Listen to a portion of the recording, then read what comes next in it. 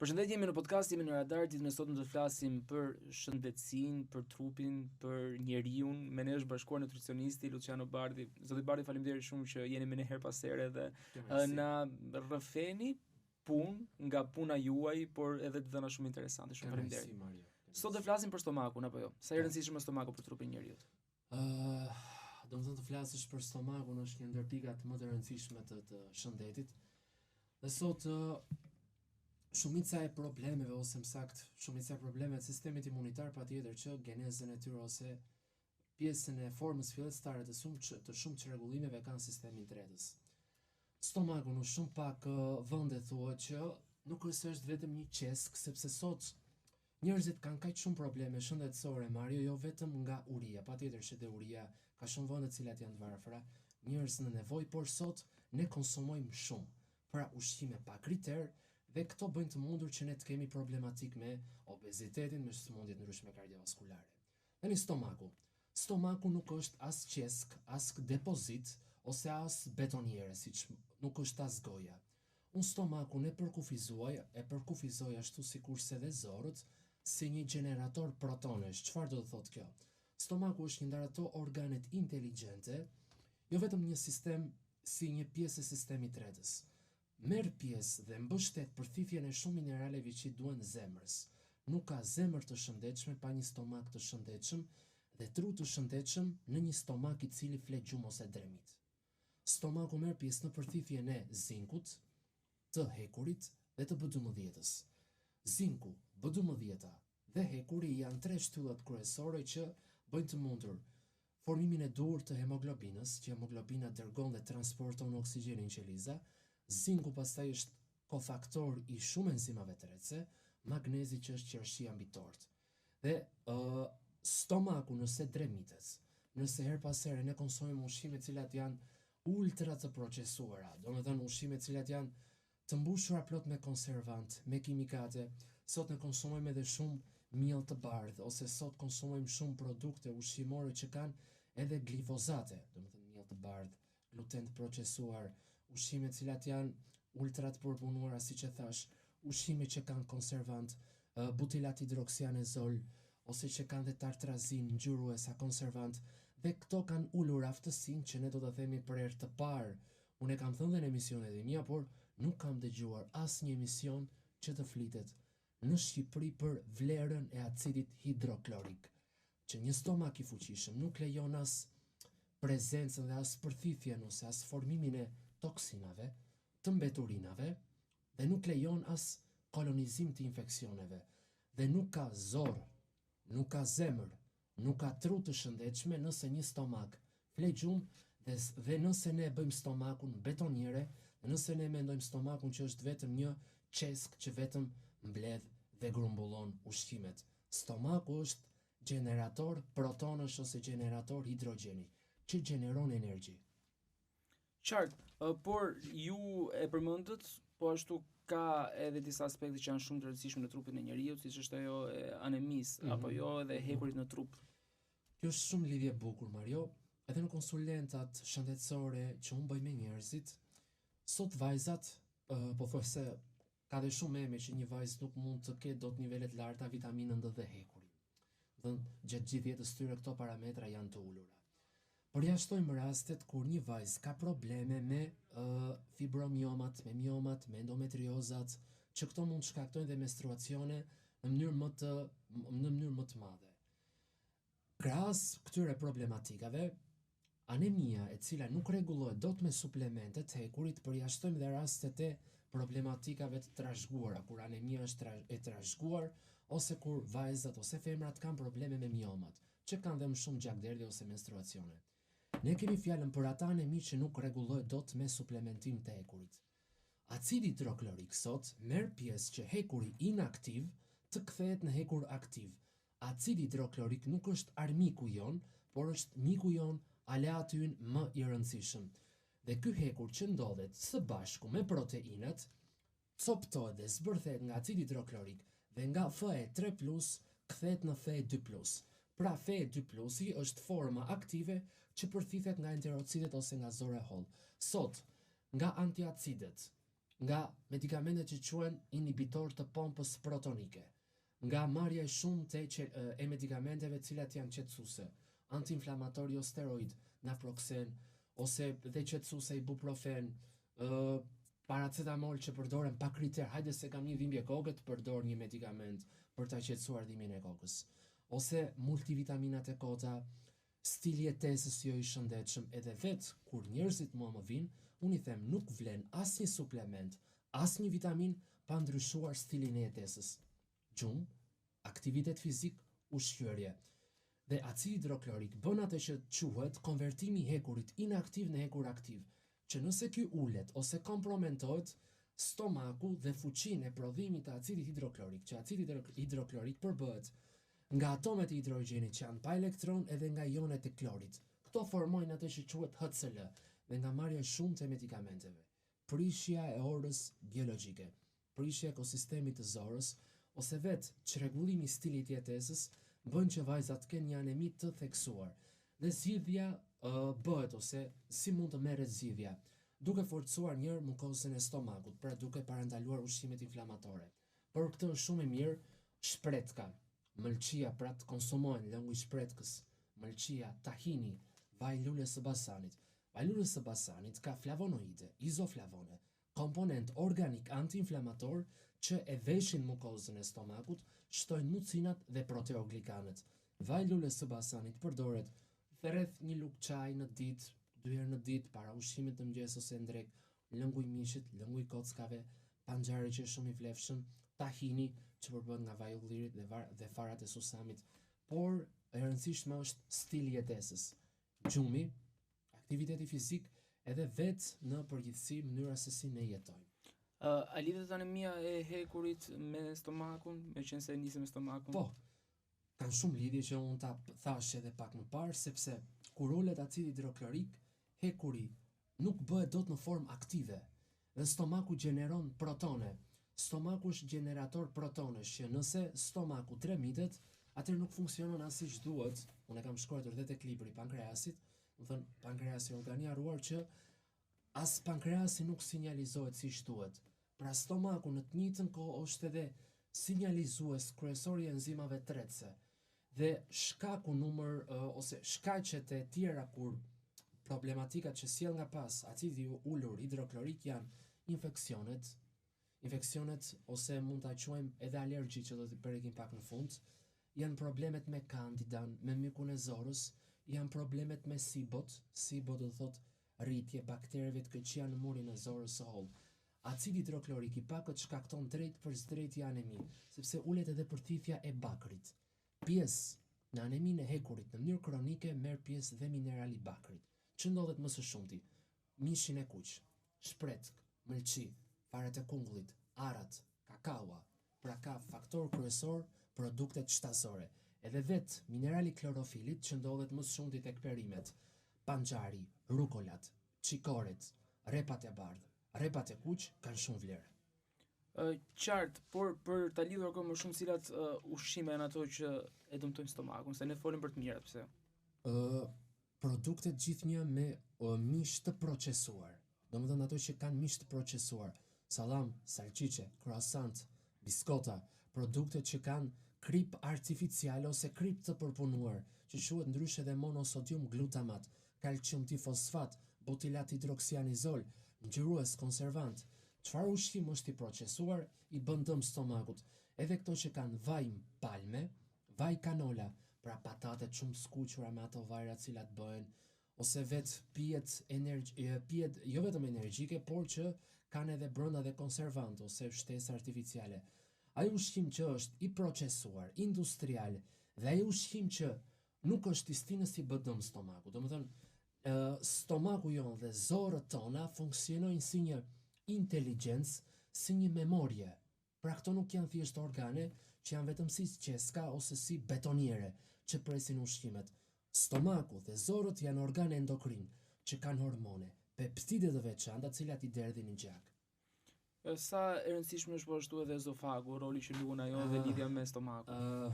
Shiko Mario, edhe për herë të parë ne po flasim për ezofagun. Ezofagu është shumë i rëndësishëm. Ezofagu është tub muskular që që lidh pjesën e stomakut me gojën. Brenda këtij ezofagut unë e quaj ezofagun dhe si memorie e ndjeshmërisë. Si dëmtohet ezofagu? Ushqimi pa kriter, ushqimi pas orës 20 në orë të vona, ushqimet shumë të nxehta, ushqimet cilat janë shumë pikante dhe gjithnjë ushqimet cilat janë ultra të procesuara. Ezofagun unë e quaj si një memorie të ndjeshmërisë, sepse çdo ushqim, ujë që konsumohet, ushqimet ndryshme kalon nëpërmjet këtij tubit.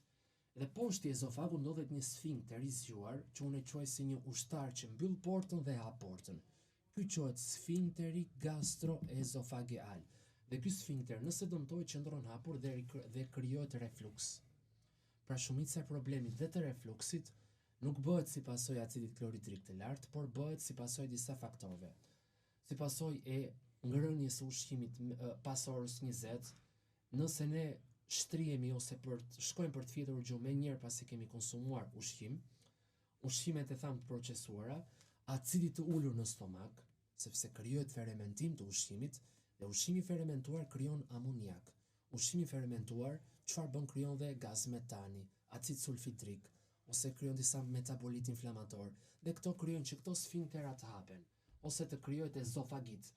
Edhe ezofagu është një, unë e quaj edhe një termostat që ndjen pjesën jo vetëm të lëndëve organike dhe inorganike, jo vetëm organike dhe inorganike, por ndjen çdo substancë. Dhe ezofagu ka nevojë për qetësi. Ezofagun e qetëson shumë aloe vera, ujë me aloe vera. Është shumë e mirë çaj trëndafili tegër. Është shumë e mirë. Nene xhiko po ashtu, sherebela po ashtu, sherebela me mjalt, por aloe vera me ujë pa aloin është shumë e vlefshme për ezofagun dhe për qetësimin e mukozës së stomakut. Po ashtu, zoti Bardhin, është e rëndësishme shumë kur flasim për stomakun edhe ulçrat dhe gastritet. Si lidhen me stomakun këto dy komponentë? Ulçra është një çaje të mukozës së stomakut dhe vërtet ulçra është një problem që kërkon trajtim mjekësor nga stafi mjekësor. Dhe zakonisht alkooli, që është faktor numër 1, faktori numër 2 duhani, stresi, ankthi, janë problemet kryesore ose faktorët kryesorë që e dëmtojnë dhe e çajnë mukozën e stomakut. Edhe ulçrat pastaj duhet patur shumë kujdes, një stil jetese shumë kujdesshëm, ku patjetër alkooli, duhani, ushqimet e skuqura duhen eliminuar dhe kërkon kujdes të mirëfillt. Magnezi, çfarë roli ka? Dhe çfarë roli luan stili jetesës? Ju e përmendët paksa. Magnezi është siç ka themelet, siç ndodhen themelet e sistemit imunitar në zor, ashtu dhe magnezi përbën një blok të rëndësishëm të sistemit imunitar. Nëse ne kemi energji të pakët në trup, nëse ne jemi të lodhur, nëse ne jemi të agituar, nëse ne jemi të nervozuar, magnezi është kofaktor heksokinazës, pyruvat karboksilazës, fosfonol pyruvat karboksiheksokinazës, fruktoz bifosfat aldolazës. Domethënë këto janë disa enzima që marrin pjesë në energji. Dhe magnezi i bën shumë mirë zemrës. Sidomos në stinën e verës, zemra ka nevojë shumë për 2 minerale. Magnez dhe kalium. Kaliumi ndodhet më së shumti. Bajamet, bananet, kajsit e thata, kumbullat e thata, panxari. Këto janë shumë të vlefshme për të konsumuar. Pastaj magnezi, repat e bardhë, repat e kuq, ndodhet pastaj tek selinoja, tek majdanozi, tek bishtajat, tek qishrat e thjerëzat, patjetër dhe tek bananet, por është e mira ushqimet të cilat janë të stinës.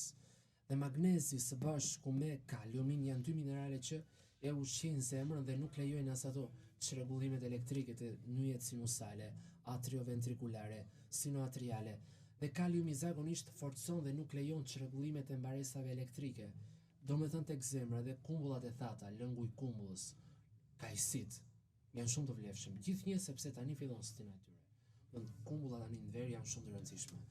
Ose sikurse janë dhe kajsit. Unë më shumë t'i preferoj të thata, sepse aty e bëjnë trupin që të ketë edhe zora e trash lubrifikohet nga ato. Dhe magnezi pastaj që është thelbësor së bashku me kaliumin që janë shumë të vlefshëm dhe për zemrën. Magnezi dhe zinku si ndihmojnë me alergjitë? Jemi akoma në periudhë alergjisë apo? Po, jemi në periudhën akoma dhe të alergjisë dhe nuk mund të ketë zgjidhje të alergjisë nëse një person ka acarim të zorëve dhe të stomakut. Personalisht, nëse do më pyesni mua, unë jam një person që nuk kam pasur asnjëherë alergji, Gati po bëj patjetër që dhe unë mund të kem faringitet lehta, acarim të fytyt, sepse dhe unë njeri përbër nga mishi dhe nga kockat jam, siç jetoni ju, jetoj dhe unë, nuk ndaj nga stili im jetesës, pothuajse në mënyrë të vazhdueshme, jo ditë për ditë, të flasim është ajo shprehje që të rrim shtrëm dhe të flasim drejt, as unë nuk përdor çdo ditë vajin e farës së zezë, as unë nuk përdor çdo ditë polenin, por gati pothuajse 3-4 herë në javë, polenin, vajin e farës së zezë, mundohem që t'i përdor çdo ditë. Dhe kuarcetinën. Kuarcetina është një flavonoid që më së shumti ndodhet tek fara e zezë, tek qepa, tek hudhra, tek molla. Është një flavonoid që më së shumti stabilizon qelizat mast, forcon barierën intestinale dhe kuarcetina është flavonoid i rëndësishëm që lufton alergjin. Dhe kuarcetinën e tham ku ndodhet tek qepa, fara e zezë dhe tek hudhra. Dhe në ditë të ndryshme, unë ka ditë që mund konsumoj dhe gati deri në 2 deri në 3 qep. Dhe këtë patjetër jo thatë, por mund të jetë me sallat, me një paçe, sepse dhe paçe e mishit të qingjit ose viçit është shumë e vlefshme. Madje edhe nënat tona përpara, më kujtohet që nëna e mamit, unë kam pasur raport shumë ngushtë me nënën e mamit që zakonisht gatuante paçe dhe këtë bënte me dafin, me rozmarin, me erza. Dhe patjetër e shoqëronja, domethënë mua më urdhëronte sepse unë nuk e doja, nuk e pëlqeja përpara, më këshillonte që ta konsumoja me qep. Dhe vërtet ka shumë vlera. Dhe kuarcetina, stabilizimin e alergjisë ka shumë vlera. Pothuajse dhe vitamina D.